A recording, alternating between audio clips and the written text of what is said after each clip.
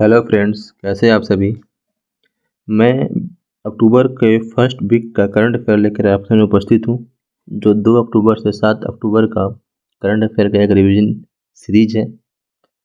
इसे आप लगाइए और ज़्यादा से ज़्यादा क्वेश्चन को सही कीजिए, क्योंकि ये सारे करंट अफेयर्स आज से पहले मैंने वीडियो अपलोड किया था, आपने देखा होगा।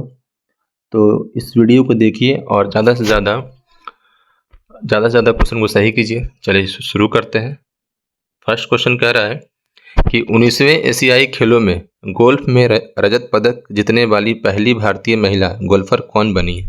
तो ये बन गई हैं अदिति अशोक। एक बात और मैं बता दूं कि इस वीकली करंट अफेयर ख़त्म होने के बाद, मतलब इसी वीडियो में क्वेश्चन के बाद लास्ट में मैं 25 क्वेश्चन का एक सेट रखा हूँ, जो बीपीएससी के लेवल का है, जो बीपीएससी टीचर हो या बीपीएससी एग्जाम उसके लेवल का है। तो आप उस क्वेश्चन को लगाइए, देखिए और बताइए कि वो बीपीएससी लेवल का क्वेश्चन है या नहीं, और है तो वो कंटेंट कैसा है। आपके सुझाव के अनुसार मैं उसे बदलूंगा या और अच्छा करूंगा, या उसी टाइप का क्वेश्चन हमेशा आपके सामने प्रोवाइड करूंगा। और आपको वो क्वेश्चन अच्छा लगता है तो आप कमेंट में ज़रूर बताइएगा, क्योंकि मैंने वो क्वेश्चन को बहुत मेहनत से सेट किया हूँ सिर्फ बीपीएससी के एग्ज़ाम के लिए। अगला क्वेश्चन कह रहा है कि हाल ही में शस्त्र रामानुजन पुरस्कार 2022 किसे मिला? ये मिला है रुकिस्यांग झांग को, जो संयुक्त राज्य अमेरिका से संबंध रखते हैं। अगला क्वेश्चन कह रहा है कि प्रतिवर्ष अंतर्राष्ट्रीय अहिंसा दिवस कब मनाया जाता है? तो 2 अक्टूबर को मनाया जाता है। 2 अक्टूबर को ही लाल बहादुर शास्त्री की जयंती मनाया जाता है। हाल ही में मालदीव के राष्ट्रपति कौन बने हैं? तो डॉक्टर मोहम्मद मुइज्जू मालदीव के राष्ट्रपति बने हैं। अगला क्वेश्चन कह रहा है कि नारी शक्ति वंदन अधिनियम कौन सी संविधान संशोधन बन गया है? तो ये बन गया है 6वां संविधान संशोधन। आकांक्षी ब्लॉकों में संकल्प सप्ताह कब मनाने की घोषणा की गई है? तो 3 से 9 अक्टूबर को। हमारे भारत में आकांक्षी ब्लॉकों की संख्या कितनी है? तो 112। अगला क्वेश्चन कह रहा है कि राष्ट्रीय औषधीय शिक्षा और अनुसंधान संस्थान नाइपर का उद्घाटन कहाँ किया गया है? तो नाइपर को उद्घाटन किया गया है गांधीनगर में। प्रेस ट्रस्ट ऑफ इंडिया का नया अध्यक्ष किसे चुना गया है? ये चुना गया है के.एन. शांता कुमार को। मुख्यमंत्री निर्माण श्रमिक पेंशन सहायता योजना कहाँ प्रारंभ हुआ है? ये प्रारंभ हुआ छत्तीसगढ़ में। अगला क्वेश्चन कह रहा है कि T20 में 300 रन का आंकड़ा पार करने वाली दुनिया की पहली टीम कौन बनी है? नेपाल, जो मंगोलिया को हराकर ये लक्ष्य हासिल किया है। अगला क्वेश्चन कह रहा है कि वर्ष 2023 का नोबेल पुरस्कार मेडिसिन के क्षेत्र में किसे दिया गया है? ये 2 लोगों को मिला है, कैटालिन कारिको जो हंगरी से संबंधित हैं, हंगरी से बिलोंग करती हैं, और ड्रू विसमैन जो संयुक्त राज्य अमेरिका से बिलोंग करते हैं। अगला क्वेश्चन कह रहा है अरिनको मिला था ये अवार्ड mRNA से कोविड-19 वेरिएंट के टीके का विकास करने के लिए। अगला क्वेश्चन कह रहा है कि इंडिया एजिंग रिपोर्ट 2023 किसने जारी किया है? तो जारी किया है संयुक्त राष्ट्र जनसंख्या कोष ने। ये सारा क्वेश्चन आपका सही हो रहा होगा, मैं यही आशा करता हूँ। अगला क्वेश्चन, क्योंकि ये सारा क्वेश्चन रिपीटेड है। अगला क्वेश्चन, हाल ही में याओगन 3304 जासूसी उपग्रह किसने लॉन्च किया? चीन ने। किस रॉकेट से लॉन्च किया था? लॉन्ग मार्च 4C रॉकेट से।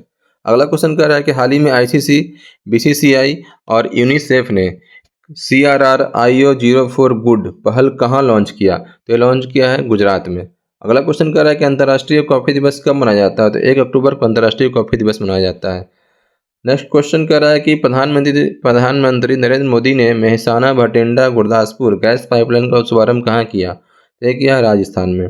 देश के पहले सोलर रूफ साइकिलिंग ट्रैक का उद्घाटन कहाँ किया गया है? तो हैदराबाद में किया गया है।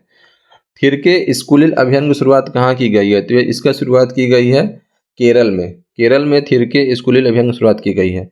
BRO के प्रमुख पद पर किसे नियुक्त किया गया? तो BRO के प्रमुख पद पर रघु श्रीनिवासन को नियुक्त किया गया है। एक बल एक जिला नीति कहाँ लागू की गई है? तो मणिपुर में। हाल ही में मणिपुर में बहुत बड़ा दंगा हुआ था, आप लोगों को पता ही होगा। भौतिकी में नोबेल पुरस्कार विजेता 2023 किसे मिला? तो पियरे एगोस्टिनी, फेरेंग क्रॉस और एनी हुइलियर, इन 3 लोगों को नोबेल पुरस्कार मिला है फिजिक्स के क्षेत्र में। अगला क्वेश्चन 27 में, विश्व सड़क कांग्रेस का आयोजन कहाँ किया गया? तो प्राग में। इसका आयोजन कहाँ किया गया? प्राग में। अगला क्वेश्चन कह रहा है कि संप्रीति 11 का प्रारंभ कहाँ हुआ? संप्रीति 11 एक युद्ध अभ्यास है, इसका आयोजन कहाँ हुआ? तो इसका आयोजन मेघालय में हुआ है। अगला क्वेश्चन कह रहा है कि चीन की BRI योजना के तहत दक्षिण पूर्व एशिया की पहली हाई स्पीड रेल हुस कहाँ लॉन्च हुआ? तो इंडोनेशिया में। हुस क्या है? एक हाई स्पीड रेल है जिसकी स्पीड 350 किलोमीटर पर आवर है। ग्लोबल इंडियन अवार्ड गाला 2023 से सम्मानित होने वाली पहली भारतीय महिला कौन बनी है? तो सुधा मूर्ति। सुधा मूर्ति जी को ग्लोबल इंडियन अवार्ड गाला से सम्मानित किया गया है।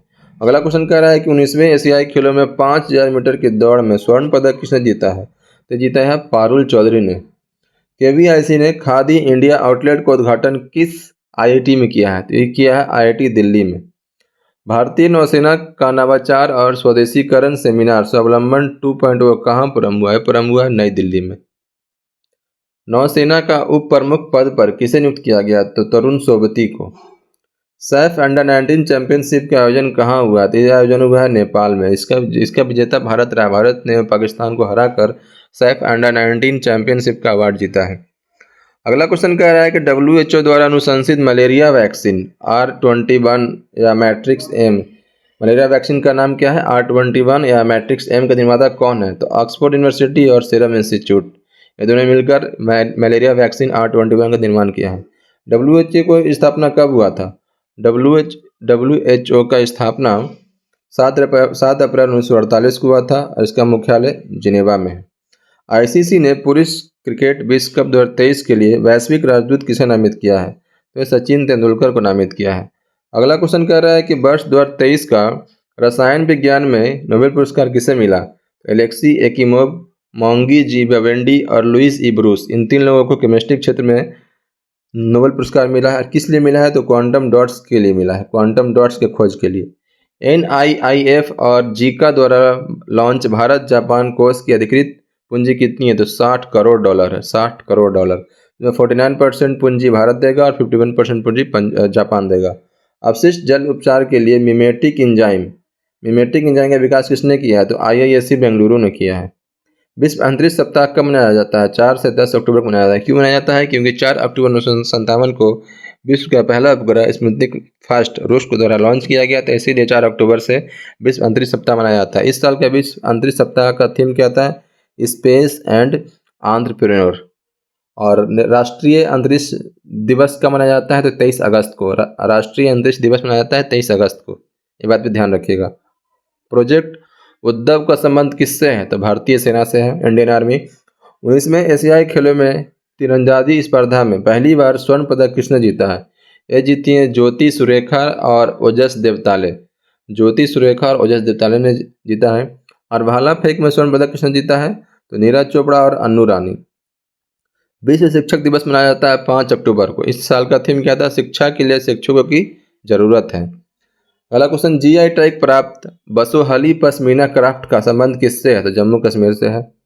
अगला क्वेश्चन कह रहा है कि नोबेल शांति पुरस्कार 2023 किसे मिला है? तो ये मिला है नरगिस मोहम्मदी को, जो ईरान में शांति कायम करने के लिए कार्य कर रही थी। वीरवेस्टनिक का सफल परीक्षण किसने किया है? वीरवेस्टनिक सफल परीक्षण रूस ने किया है। वीरवेस्टनिक क्या है? एक परमाणु मिसाइल है। और किस प्रकार का परमाणु मिसाइल है? तो क्रूज मिसाइल का है। अगला क्वेश्चन, 19वें एशियाई गेम्स 2023 में भारत ने हॉकी में कौन सा पदक जीता है? तो गोल्ड।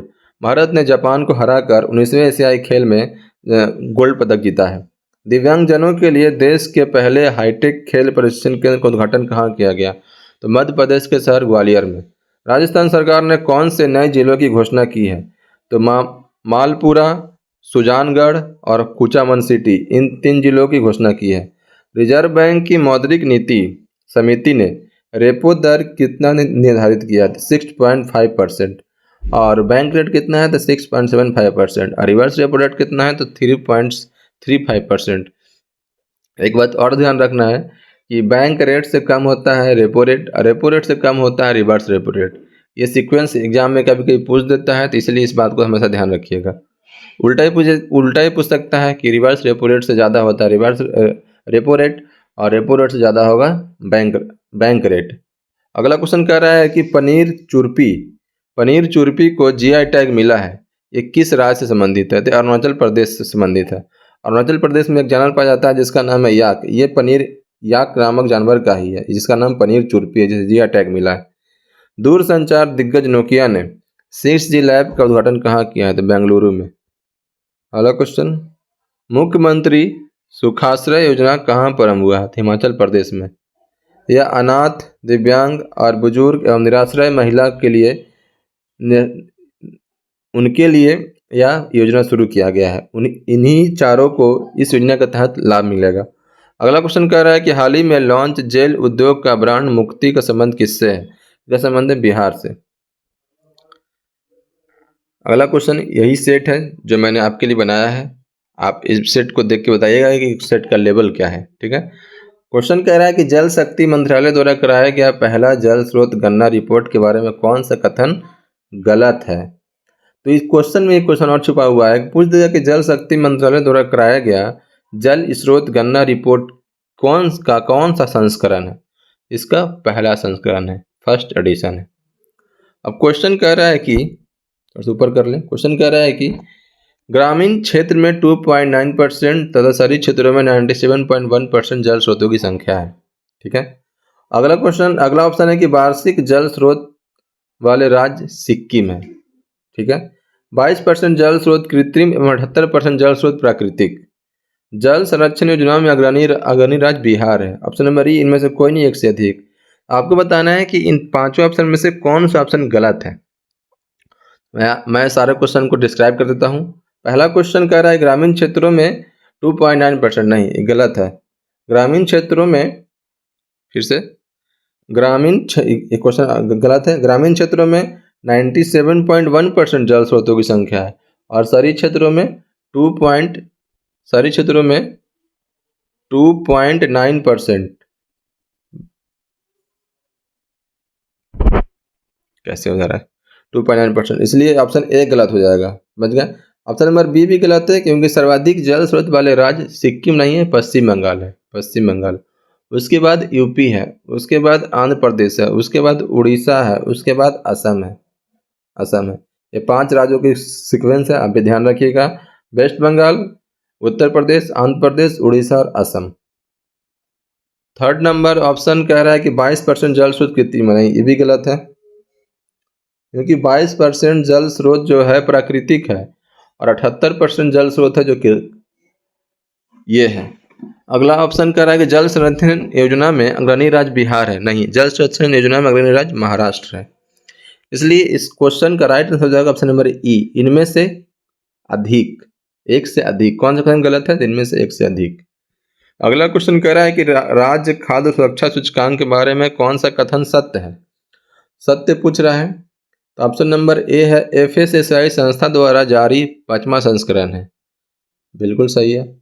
स्वास्थ्य मंत्री पीयूष गोयल द्वारा इस सूचकांक को जारी किया गया है। ये गलत है क्योंकि आपके भारत के स्वास्थ्य मंत्री पीयूष गोयल नहीं है बल्कि मनसुख मंडाविया है। ऑप्शन नंबर सी कह रहा है कि बड़े राज्यों में प्रथम स्थान केरल राज्य का है। बिल्कुल सही है। ऑप्शन नंबर डी कह रहा है कि छोटे राज्यों में प्रथम स्थान गोवा का है। बिल्कुल सही है। पूछ रहा है कौन सा कथन सही है, तो 3 ऑप्शन सही है, इसलिए आंसर हो जाएगा ऑप्शन नंबर ई, एक से अधिक। अगला क्वेश्चन कह रहा है कि नीति आयोग का स्वास्थ्य सूचकांक रिपोर्ट 2021 किसके सहयोग से मई 2023 में जारी किया गया है? तो जारी किया गया है विश्व बैंक और स्वास्थ्य एवं परिवार कल्याण मंत्रालय के द्वारा। विश्व बैंक और स्वास्थ्य एवं परिवार कल्याण मंत्रालय के सहयोग से नीति आयोग ने स्वास्थ्य सूचकांक रिपोर्ट 2020-21 मई 2023 में जारी किया है। उच्च शिक्षण संस्थानों की इंडिया रैंकिंग 2023 के समग्र श्रेणी में लगातार 5 बार कौन शीर्ष पर रहा है? इसे सीक्वेंस याद रखना है। सीरीज 5 बार IIT मद्रास को मिला है यह अवार्ड।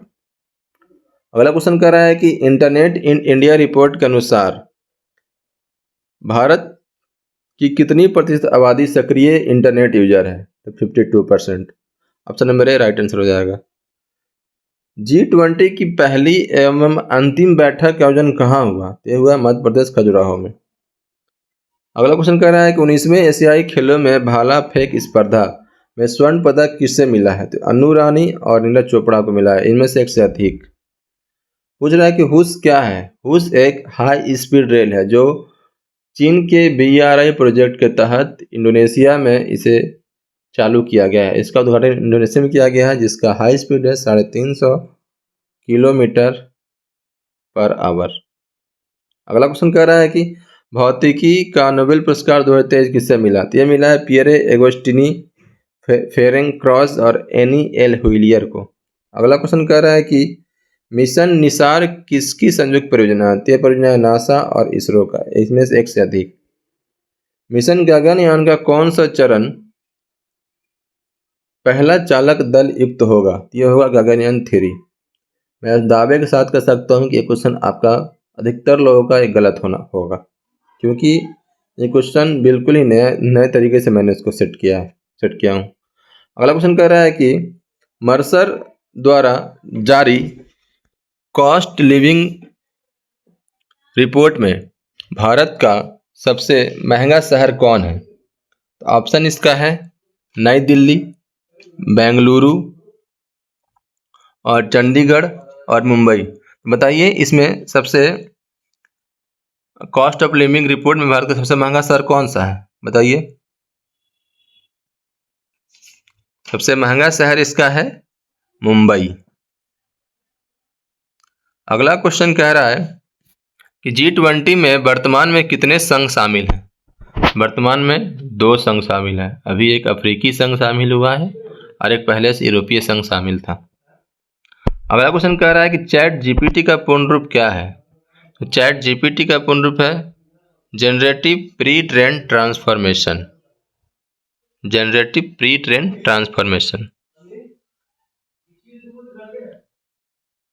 ट्रांसफॉर्मर सॉरी, ये आंसर नहीं होगा। ऑप्शन नंबर इसका डी सही होगा, जनरेशन प्रोग्रेसिव ट्रांजिशन। अगला क्वेश्चन कह रहा है कि डेफ एक्सपो 2022 का आयोजन कहाँ हुआ? तो डेफ एक्सपो 2022 का आयोजन गुजरात में हुआ था।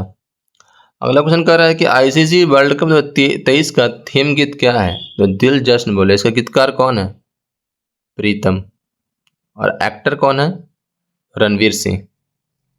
अगला क्वेश्चन कह रहा है कि टाइटैनिक जहाज के मलबे को देखने गई टाइटन पनडुब्बी किस महासागर में डूब गई? तो अटलांटिक महासागर में। तो यहाँ पे क्वेश्चन मेरा सेट का क्वेश्चन समाप्त होता है।